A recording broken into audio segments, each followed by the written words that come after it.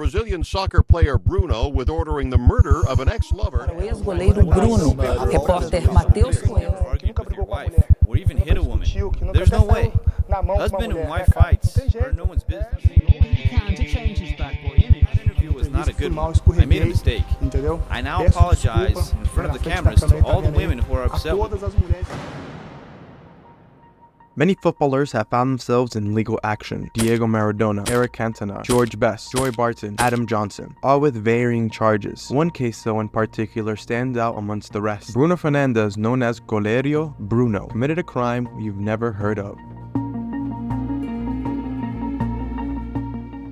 Born on December 23, 1984 in Belo Horizonte, Bruno was born in Ribanos das Neves, which is an hour away from the capital city of the southeastern Brazilian Minas Gerais state. Bruno at a young age was part of the favela, an umbrella term of neighborhoods in Brazil. Being that Brazil in general is in the top 10 for crimes in the entire world, these things would influence a young, impressionable kid. On the other side, Brazil eats, sleeps, and breathes football. This would greatly impact the young Bruno to play football at any possible moment. In 2001, at the age of 17, his love for football would gain him the opportunity to play in the youth academy for the Brazilian club Tombense, eventually earning him a spot in a bigger club, Atlético Mineiro, based in the city which he was born in. After climbing the ranks, he would join the first team from time to time, playing 59 games with Atlético Mineiro. In 2006, Bruno would join Corinthians, only to leave on a loan to Flamengo, based in Brazil's famous Rio de Janeiro. As soon as he arrived with the first team goalie would suffer an injury, giving Bruno a lifetime chance at impressing his coaches, teammates, family, and the world. Bruno would do exactly that, impressing everyone with great shot-stopping ability, earning him links to European clubs like AC Milan, and even Barcelona had their eyes on the goalie. At this point, Flamengo would sign Bruno permanently for 3 million euros. His personality and connection with the fans would make him very popular in Brazil, making him the team captain in 2009.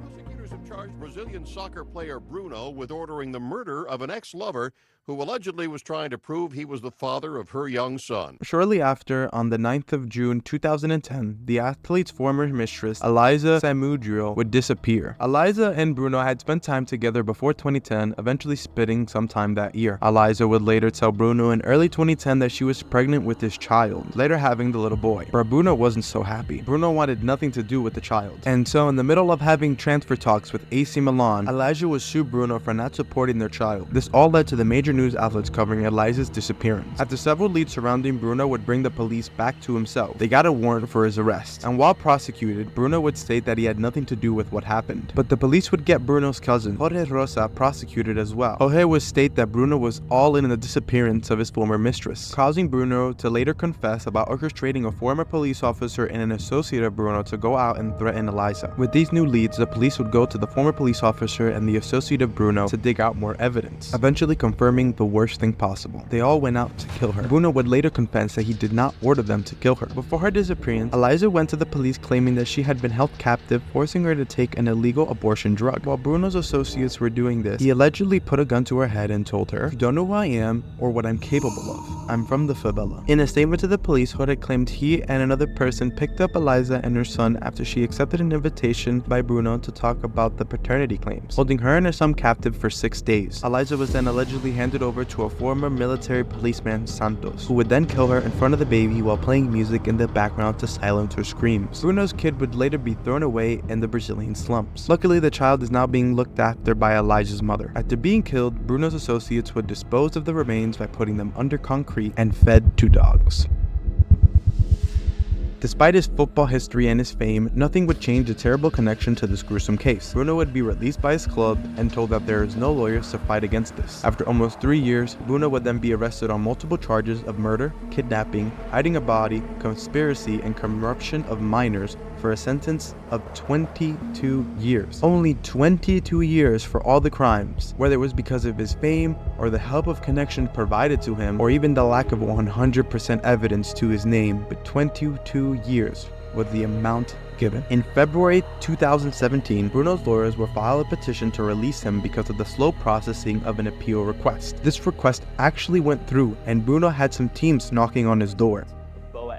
A football club in Brazil's second division, has defended his decision to offer a contract to a goalkeeper who has just got out of prison. He would then sign a 2-year contract with Buena Esporte, a second division club. This actually did not sit well with many of the fans of the club and the media. Protesters rallied up and several team sponsors would drop out after Bruno joined the squad. April 2017, the Brazilian Supreme Court would then order his rearrest, much to the satisfaction of Eliza's mother, stating, "I feel relieved because it was revolting the way he had come out of prison laughing." As of 2019, Bruno was serving a sentence and was in a closed prison sentence. This would change as Bruno would convince the court to let him operate in a semi-open prison statement, meaning prisoners are allowed to go out for work and come back to sleep in prison. Bruno again didn't want to take any responsibilities for his actions and wanted to come back to professional football. This plea would work, however, and Bruno is able to go out and look for work as a footballer again. The semi-open regime still wouldn't solve his problems, as getting work would be very difficult. He would bounce around 7 clubs from 2017